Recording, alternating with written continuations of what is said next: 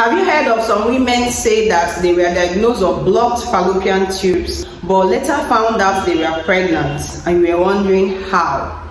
It is possible. The reason is because the fallopian tubes can be blocked and can be unblocked just by our daily habits, the kind of food we eat, the kind of medicine we take, the kind of infection that is afflicting us. So some of these things can lead to blocked fallopian tube, and also there are things that you can also do that will naturally unblock this fallopian tubes, and these and many more are what you're going to be learning in this video. Therefore, I encourage you to watch this video to the end. Who knows, the knowledge you will gain here will help you to help another woman who has been trying to conceive because of blocked fallopian tube. Hello guys, and welcome to today's video. Pharmacist Ngozi is my name. I talk about health issues, especially as it concerns fertility, teaching ways that you can improve your fertility and be able to carry your own baby.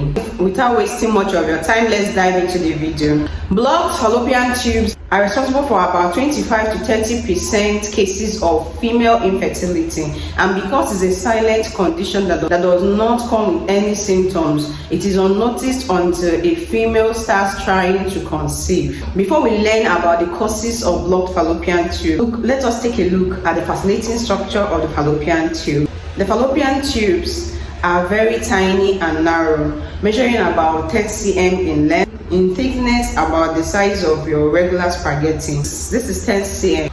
So this is about the length of the fallopian tube, 10 cm. And in thickness, you can compare with the size of the regular spaghetti, like I said earlier, and that is this, the size of the regular spaghetti. Okay, so this regular spaghetti or this tube you're looking at have an opening.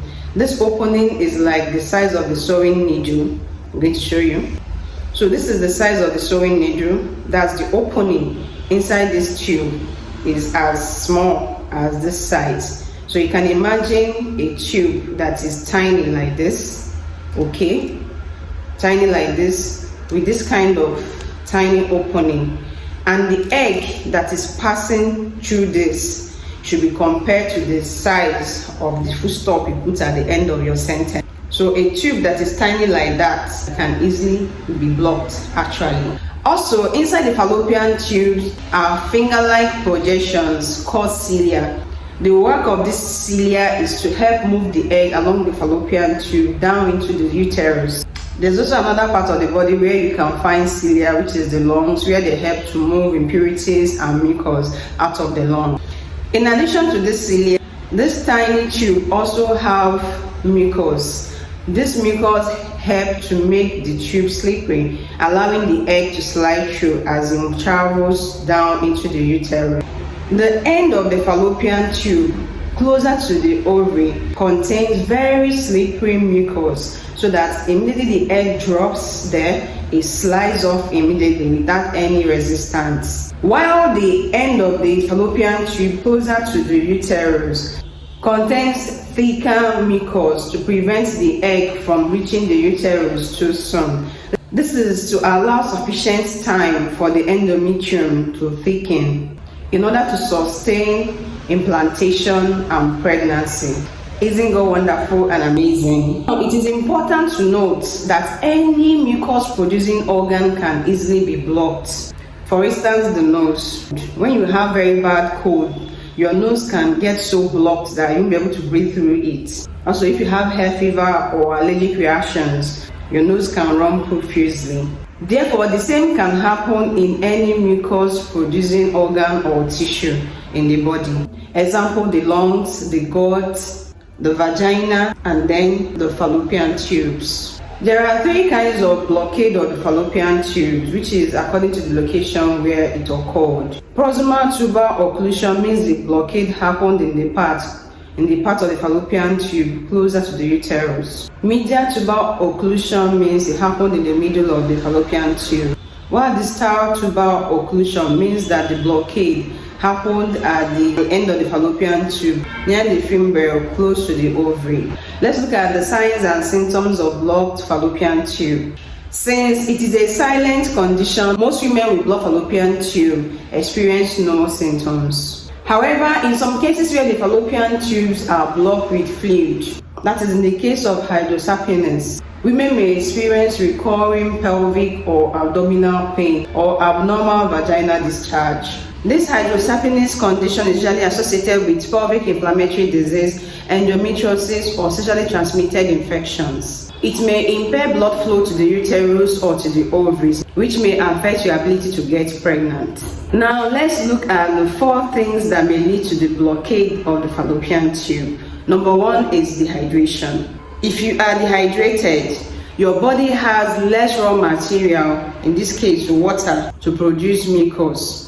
Remember how tiny the tubes are, and remember that mucus is necessary in order for the egg to be able to move or slide through. Diet rich in sugar and salt, heated or air-conditioned rooms, coffee, exercise, alcohol, and certain medications can dehydrate you and increase your body's demand for water. Number 2 is some medicines, especially medicines for treating cold or flu. These over-the-counter medications can thicken the mucus and contribute to the blockade of the fallopian tube. Number 3 is lifestyle choices. Caffeine acts as a diuretic, making you urinate more often, and alcohol dehydrates you by blocking antidiuretic hormone, which is the hormone that stops you from losing fluids. Smoking paralyzes the cilia in your lungs as well as the cilia in your fallopian tubes, preventing them from pushing the mucus and the eggs along the tubes. Number 4 is infections, pelvic inflammatory disease, PID,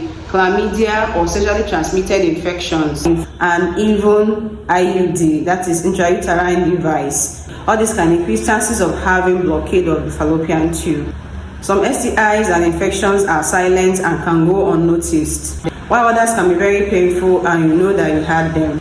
IUDs are uterine irritants, which can lead to greater risk of infection, increased mucus production in the area, which in turn increases the risk of blockade of the fallopian tube. There are other more serious causes of fallopian tube blockade.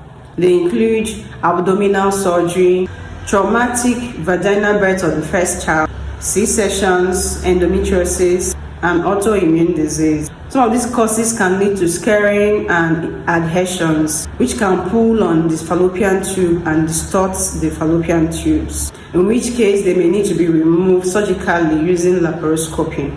So guys, this is where I'll be ending today's video to avoid making the video too long. In my next video, I'm going to be talking about the diagnosis and the natural treatment of blocked fallopian tubes.